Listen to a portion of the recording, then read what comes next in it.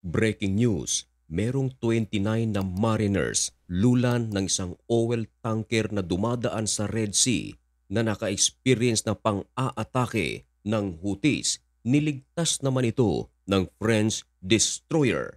Ayon sa report ng AP, hindi inamin ng Houthis na sila ang may kagagawan sa naturang pang-aatake sa isang oil tanker na dumaan sa Red Sea. Marami ngayon ang nagtatanong kung sino ang umatake sa naturang oil tanker. Saudi Arabia ba? Egypt ba? Bahrain ba? Ayon sa iba nating mga commenters at mga analyst, wala namang ibang nagsasagawa ng pang-aatake sa Red Sea kundi ang militante sa Yemen na sinusuportahan ng bansang Iran, ang tinatawag na Houthis. Nitong Huwebes lamang ayon sa isang opisyal, ang French destroyer ay nagsasagawa ng patrolya sa Red Sea. Karga nito ang mga anti-missile bomb. Meron ding mga drones. Ang balitang ito ay tila virus na mabilis kumalat sa Middle East. Nakarating na sa Israel, sa Saudi Arabia at lalong-lalo na nakarating sa pamunuan ng Houthis. Suspetsa ng mga eksperto, Houthis ang may kagagawa nito. Pero nang makarating ito sa kampo ng Houthis na sila ang naging suspetsado sa naturang pang-aatake sa isang oil tanker, hindi ito inamin ng Houthis. Marami ang mga nagsasabi na baka natatakot ang Houthis na sila ay maresbakan. At alam niyo ba mga kaibigan, nag-init ang puso ng mga Pilipino sapagkat out of 29 na narescue ng French destroyer, 23 rito ay mga Pilipino. Ang balitang ito ay kinumpirma mismo ng Reuters na 23 sa mga Pilipino ang lulan ng MT Sounion, ang iniligtas ng European Union Naval Mission. Ang barko kasi na sinasakyan ng mga Filipino seafarers ay tinira ng missile. Matindi ang damage na natamo ng naturang pag-atake. Hindi lang Pilipino ang lulan ng naturang barko. Meron ding 2 Russian at isa rito ay ang kapitan.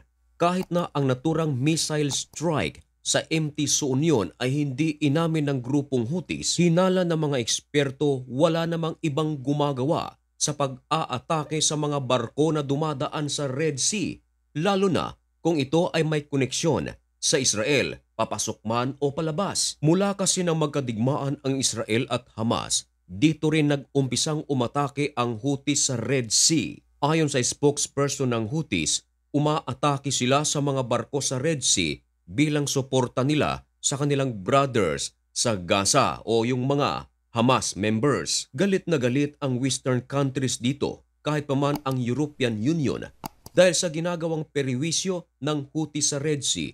Malaki ang pinsala nito sa ekonomiya dahil lumalabas na hindi lang mga barkong may kinalaman sa Israel ang kanilang inaatake, kahit na mga commercial vessels ay tinitira na rin ng grupong Houthis. Kaya naman gumawa ng isang koalisyon ang United States of America, kasama nito ang UK, ang French, maging ang Saudi Arabia, India at iba pa. Naglalayon ito na pigilan ang Houthis sa kanilang ginagawang pag-atake sa mga barkong dumadaan sa Red Sea. Laking pasasalamat naman ng gobyerno ng Pilipinas na sa 23 na mga Filipino na lula ng naturang oil tanker, walang isa rito ang injured.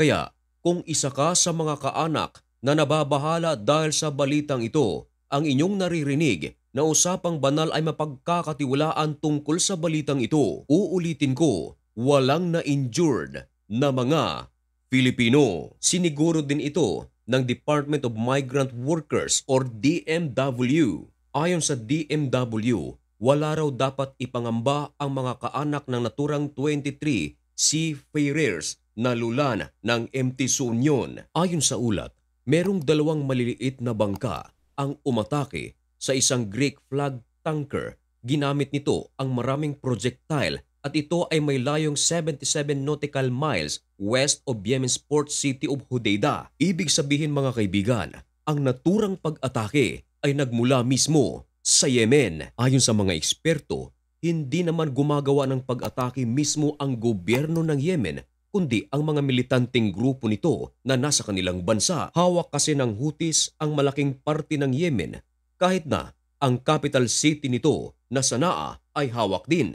Ayon sa United Kingdom Maritime Trade Operation na ang naturang missile strike sa naturang barko ay nagkaroon pa nga ng palitan ng mga bomba. Hindi naman nagtagal ang naturang palitan. Lumaban din daw kasi ang naturang mga attackers pero hindi nila kinaya ang puwersa ng UK. Ayon sa United Kingdom Maritime Trade Operation na maliban sa MT Suunion, meron pa palang ibang barko ang inatake ng naturang mga militant group. Inatake nila ang isang barko na hindi na pinangalanan at nagsanhi ito ng malaking damage. Nawalan ng power ang naturang barko at nasunog pa. Laking pasasalamat naman ng mga Filipino seafarers sa French dahil sa kanila ay nailigtas sila nito. Dagdag pa ng UK MTO na ang barko ay muntik nang nalunod. Wala naman daw dapat ikabahala dahil puno ito ng pagkain. Pero hindi na raw magagawa nito na ipagpatuloy pa ang kanyang biyahe dahil sa malaking damage na natamo. Kung Houthis ang may kagagawan sa isinagawang pinakabagong pag-atake, lula nito ay ang mga Filipino. Marami na palang mga Pilipino ang nabiktima ng Houthis sa Red Sea. Naaalala niyo pa ba noong November 2023 na kung saan galit na galit si Bongbong Marcos dahil merong isang barko na nagngangalang Galaxy Leader na kung saan 17 Filipinos ang hostage ng Houthis. Ayon nga sa Department of Foreign Affairs, mula nang magsagawa ng pag-atake ang Houthis sa Red Sea, kabuuan, 9 na mga Pilipino ang napaslang ng militanteng grupong ito. Noong buwan ng Marso, meron ding inatake ang Houthis sa Red Sea. 2 Pilipino naman ang kumpirmadong namatay. At noong buwan ng Hunyo, meron na namang inatake ang grupong ito, yung MV Tutor.